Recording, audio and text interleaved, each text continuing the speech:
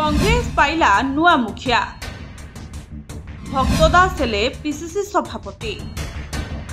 दीर्घ 7 मास परे ओडिशा प्रदेश कांग्रेस को नुआ पीसीसी सभापति मिली। कांग्रेस टाणुआ नेता तथा पूर्वतन मंत्री भक्तदास को एआईसीसी नुआ पीसीसी सभापति दायित्व देछि, जहाको नहीं एबे सारा राज्यर कांग्रेस कर्मी मध्य उत्साह देखा मिली।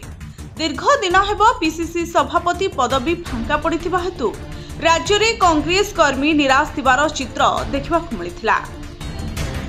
अनेक समय रे एहाकु नहीं कांग्रेस कर्मी मध्य भिन्न भिन्न प्रतिक्रिया देखा मिलुला।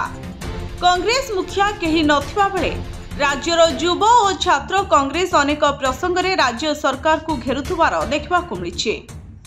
एबे लागुछि व्यवस्थित भाव में चलिबो कांग्रेस।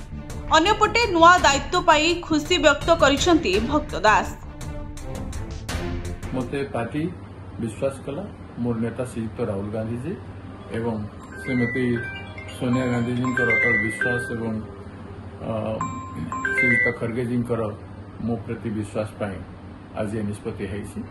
तेणु मुझे कृतज्ञता जनाऊँ और समस्त कांग्रेस जन को मो अतीत मुझे काम कर स्नेह सदा पाई सहयोग आशीर्वाद मुझे समस्त को नहीं काम करने कठिन परिश्रम कर। भक्तदास पीसीसी सभापति हेबा परे मुख्यतः छात्र और युवा कांग्रेस पिलांक मध्यरे अधिक उत्साह देखा मिली।